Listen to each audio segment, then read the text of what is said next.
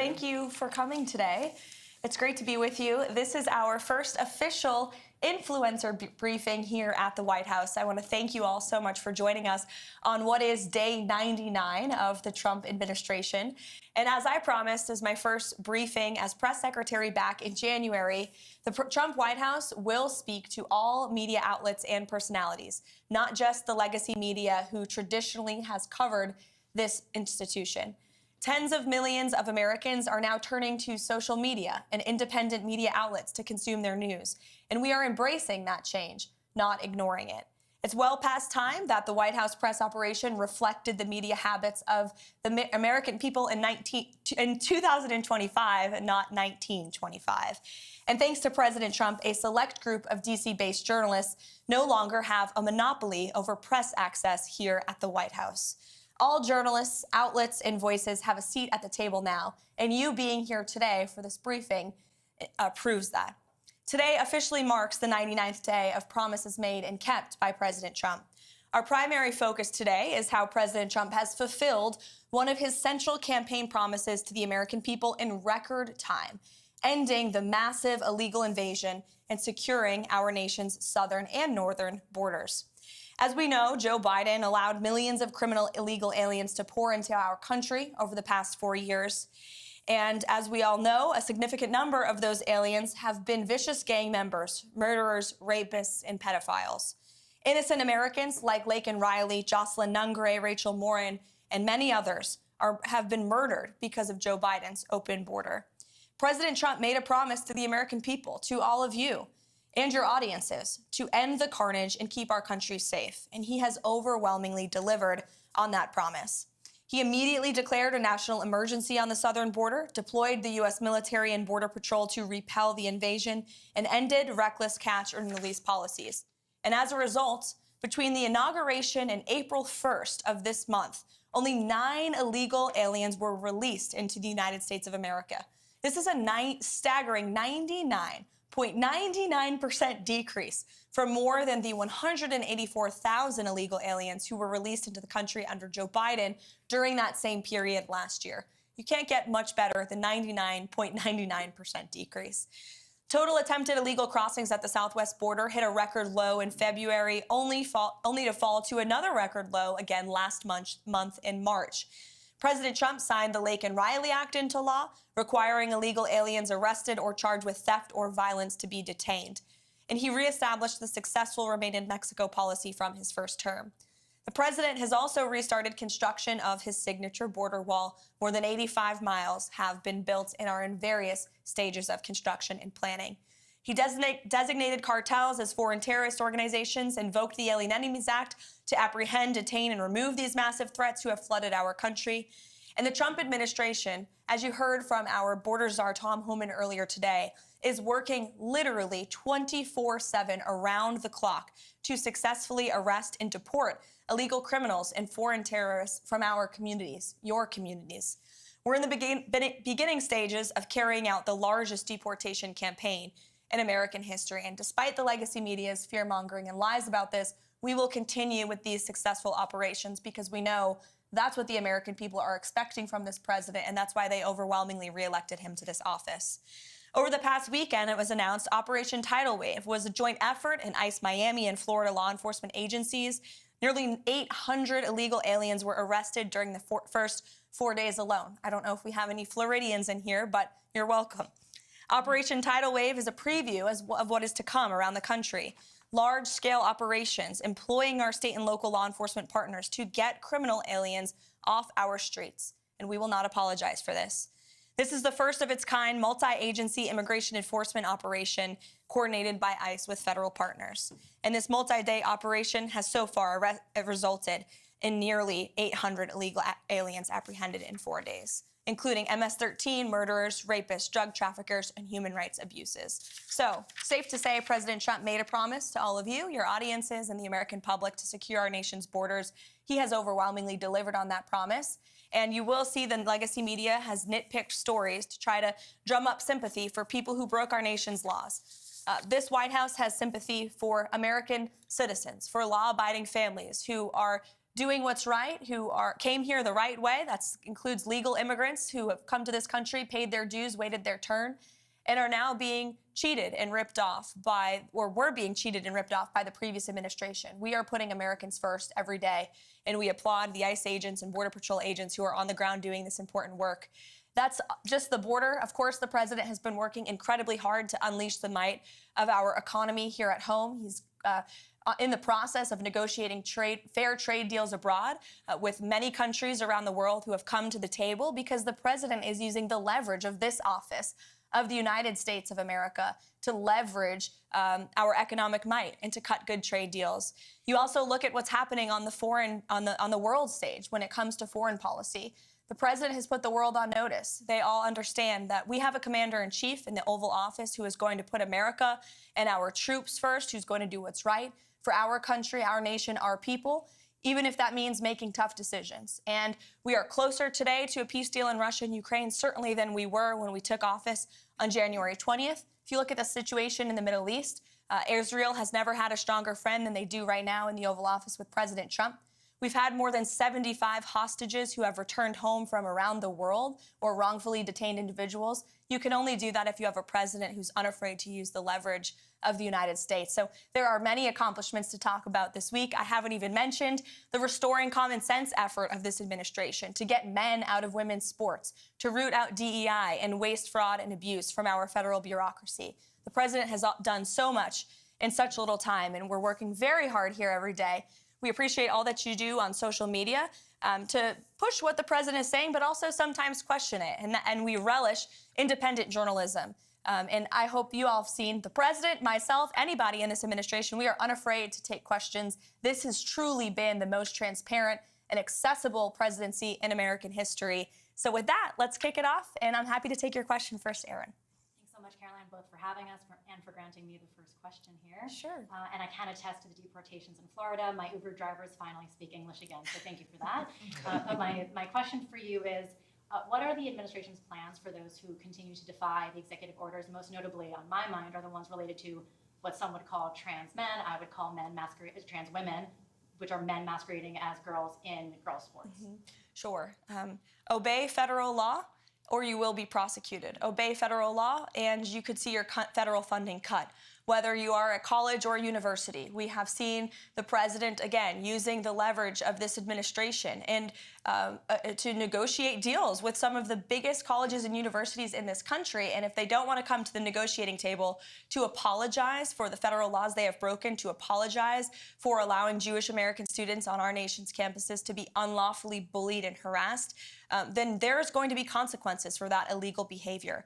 Same thing with men in women's sports. The president signed a very strong executive order, making it the policy of the United States federal government that there are only two sexes, male and female, and we are not going to tolerate biological men competing in sports or impeding in private spaces for women like myself or you.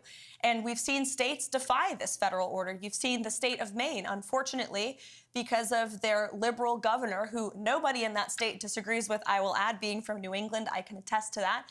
People are incredibly fed up with her trying to oppose this common sense message. You've seen young women who have had to go on television to plead with their governor, please stop letting men play against me in sports. We shouldn't live in a country where that even has to happen.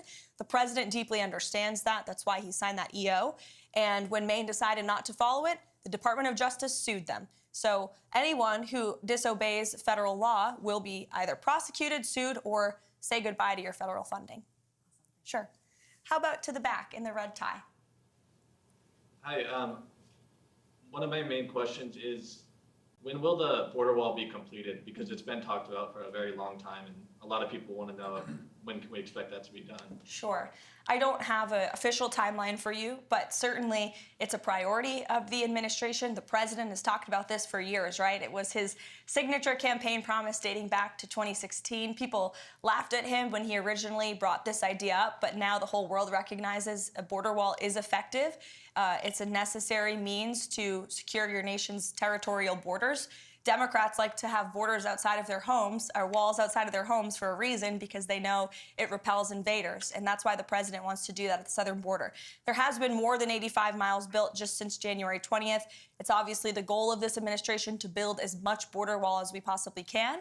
And we need Congress's help to do that. We need more federal funding. The president's working closely with Speaker Johnson and Senate Majority Leader Thune to pass a solid reconciliation package that not only provides more funding for our ICE agents and Border Patrol agents on the ground, but to continue construction of that border wall as well. Sure, go ahead. Madam Leavitt, congratulations on this endeavour to bring in new media, and can I start by thanking you for including the British? And I'm deeply proud to be the only British representative here. I hope future events you might include more. Thank you. I've got two questions, if I may be so bold, regarding my little old country across the pond. First and foremost, it's regarding trade deals. So your Vice President Vance, said, no free speech, no deal. The British Business Secretary, whose name is Jonathan Reynolds, has said that in the trade talks with the Commerce Department, the US Commerce Department, there has been no material, that free speech has been not a material factor in negotiations. So my first question is it the case that free speech is no longer part of negotiations? And my second question, if I may, is in Britain, we have had over a quarter of a million people issued non-crime hate incidents. As we speak, there are people in prison for quite literally reposting memes. We have extensive prison sentences and for tweets, social media posts, and general free speech issues. Would the Trump administration consider political asylum for British citizens in such a situation?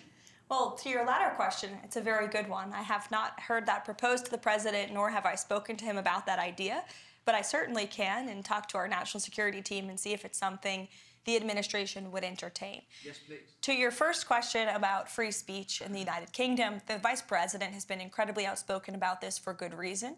And the president has spoken about this as well directly with your prime minister when he was here for a visit to the White House. So it remains a critical endeavor of ours to show the Brits and your country, which we love and admire, about the First Amendment and the importance of free speech in a sovereign nation. As for the trade talks, I understand they are moving in a very positive way with the United Kingdom. I don't want to get ahead of the president or our trade team and how those negotiations are going, but I have heard they've been very positive and productive with the United Kingdom. And I will say the president always, both publicly and privately, speaks incredibly highly of your country. He has a good relationship with your prime minister, though they disagree on domestic policy issues. I've witnessed the camaraderie between them firsthand in the Oval Office, and there is a deep mutual respect between our two countries that certainly the president upholds. Thank you. You're welcome. Mr. Spicer, it's Hi, good to see you here. My predecessor. Yeah, well, had to swing by and say hi. Thank you for doing this. I think it's marvelous what you guys have done to bring in new voices, and it shows, it reflects the president's commitment to transparency and to bring this in. So I've got two quick ones for you. The first is you mentioned reconciliation. Beyond that and what he hopes to get out of that, considering how slim the House majority is, what other legislative priorities does he want to see codified in law before this Congress adjourns? Mm-hmm. It's a really good question, Sean. I think reconciliation is the first and foremost question on the president's mind right now. It's a huge deal. We have to get it done. He's working closely with Congress. In fact, he's meeting with Speaker Johnson, I think, in a few minutes today in the Oval Office to discuss this very bill and measure.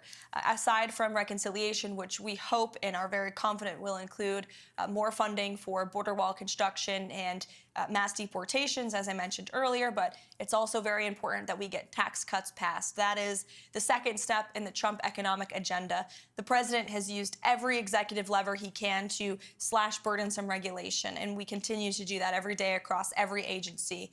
Administrator Zeldin is doing a fantastic job at the EPA, I may add, but every cabinet secretary is getting rid of regulation very seriously. President is certainly working on unleashing American energy to drive down costs, but tax cuts are a critical component of really seeing the Trump economic formula be put together. So he wants to see tax cuts passed in this reconciliation package. That includes no tax on tips, no tax on Social Security, no tax on overtime, no tax on Social Security for our seniors, of course, too. As for other measures that would be codified into law, certainly we've seen the president put forth common sense executive orders and take really common sense executive action that we would love Congress to take further action on to ensure that the president's executive actions can remain long after his tenure. So you don't have another president come in here in 8 years and undo some of the executive work that the president has worked so hard on. So we want Congress to continue getting to work, but we got to get this reconciliation bill passed first. Thank you. The second thing I have is just a question I get a lot, and I figured I'd best address to you. You've done a phenomenal job opening up the briefing room, bringing in new voices. The president's commitment during the campaign to do long-form podcasts was, I think, extremely helpful to this new media environment that we live in. But a lot of conservatives will ask me, why does he sit down with people like Terry Moran of ABC or Jeffrey Goldberg of The Atlantic? What is the rationale behind that, rewarding people who have very vehemently expressed disdain for him personally? Because the president is unafraid, and he is inspired by competition, and he likes to talk to people face to face. And I think that's one of his best attributes and qualities. We live in an incredibly divisive country, unfortunately, that has been really the result and consequence, frankly, of the fake news and the hoaxes and lies they have driven at this president for the better part of the last decade now. But the fact that we still have a president who has been a victim of these hoaxes, these lies, these smears by so many legacy media outlets and reporters, yet he's still willing to sit down with them, look them in the eye, look them face to face, and take them to task and share the truth with them and his perspective, I think is what the American people deserve in a president. And it's certainly a stark contrast to what we had in the previous administration, a president who was hiding, who actually used this beautiful South Court auditorium, which we're happy to be in today, but he used this like it was a fake Oval Office, weirdly, oddly. He was missing in action. He called lids at 2 o'clock in the afternoon. For those who don't know, a lid is when we tell the press to go home for the night. And he was doing that midday. That is not acceptable around here. I will tell you, we're working very early through the very late hours of the night. And the president's willing to talk to anyone, not just journalists who have really been posing as journalists but are actually left-wing activists, but also if you look at our adversaries and our competition abroad on a foreign policy scale, you know well in the first term, he went to North Korea. He talked to Putin directly. He talked to President Xi directly. The president believes in direct diplomacy, whether it is our adversaries and competitors around the world or left-wing activists like Jeffrey Goldberg. Sure, Emily. First of all, thank you for having us today. It's a pleasure to be here. You mentioned, obviously, it's no secret, America has been Israel's strongest friend, greatest ally. Unfortunately, as you know, Idan Alexander is still being held in Gaza. He's both an American and an Israeli citizen. Last we heard, allegedly, Hamas has lost all communication with him. And I was wondering if there's been any update in terms of getting Idan home. Sure. First of all, the reports last week were from Hamas media, and so we always take that, of course, with a grain of salt. We do our own verification on those reports. I talked to the National Security Council about Idan Alexander last week, as this is obviously a priority for the administration, and all I can tell you is that I can assure you that the Special Envoy Witkoff, Adam Bowler, who's been leading some of our hostage negotiations, Mike Waltz, the entire national security team, finding him and bringing him home is a priority for this administration, and they continue to work very hard on that every day. Thank you. You're welcome. Chad. First of all, thank you for the hospitality, always open and welcome, and thank you for the access. And I'll say to you again, for everyone, what I said to you a few weeks ago when we were here. I said it's so refreshing to have a press secretary after the last few years who's both intelligent and articulate. So thank you for that. I think that a lot of people would be curious to know if we have any details of what the private conversation between Volodymyr Zelensky and the president was there at the Vatican. I imagine that we don't know at this stage in the game, but more specifically, back to the border issue, the DOJ stated on Friday that they were floating the idea of potentially subpoenaing journalists to get access to whistleblowers. We know the last administration did not treat whistleblowers very well. There's numerous ones who all those still employed by the FBI or the DHS have not received back pay and haven't truly, they've been employed, but they're not reinstated. So I'm wondering, does this administration have, do they believe that we should reinstate the whistleblower, like Agents Garrett or O'Boyle or Friend or, Stevenson with DHS, who blew the whistle on the child trafficking involving the cartels under Joe Biden? He too is yet to be brought back. Do we have a position on that? Sure. Well, for each individual agency, the secretaries of those agencies obviously have deference over who they hire, who they fire, who they promote. I can tell you certainly the president commends anyone who steps out and speaks the truth, especially against the malpractice that we saw over the last 4 years under the previous administration. I could speak to the two cases at the Treasury Department. The two whistleblowers there who blew the whistle on the Hunter Biden tax fraud case have been promoted by Secretary Bessent. So certainly we commend anyone who has the courage to step up and speak the truth. And as for those who unfortunately try to leak, especially classified information to the legacy media to put our troops in harm's way, our law enforcement officials at harm's way, leaks like that will not be tolerated. But those who are seeking to protect the truth will certainly be commended and applauded for that. Sure. Rogan, go ahead. Hi, Karoline. Good to see you again. Great to see you as well. Great job this morning, and as always, you're really crushing it. My question is about the Epstein files. And a couple months ago, the DOJ released what they called phase 1 of the Epstein files, and they announced that a lot of those files, the remaining files, probably the bulk of the files, are actually in the New York field office. They requested that they be returned the day after, and some legacy media reports show that not only were those files returned to the DOJ, but that hundreds of FBI agents are going through them day after day and getting them ready for public release. Do you have any updates from the DOJ or the FBI on when those files are expected to be released, and also when we might start seeing some arrests of the client list? Sure. I can assure you that the Attorney General and her team at the Department of Justice are working on this diligently. For a specific timeline, I'd have to check in with them, and we can certainly do that for you, Rogan, in the effort of transparency. But I will tell you, the Attorney General is a bulldog. She is someone you want on your team, and when she wants to get something done, she gets it done. I've seen her do it in various instances already in her time as Attorney General, and when she makes a promise, she keeps it. So I think I don't have a specific timeline on you for that, but I do know that they're working on it over there. Thank you. Sure. Go ahead. Thank you for having us here. I've noticed, this is kind of like a repeat of 2016, the legacy media has gone back to not reporting anything on President Trump. In the beginning, we had them reporting everything that he was doing. Now they're kind of going back again to not reporting everything that he is actually doing. I'm kind of the nerd when it comes to reporting. I'm not the headline news girl. I'm the nuts and bolts. I'm the policy type nerd.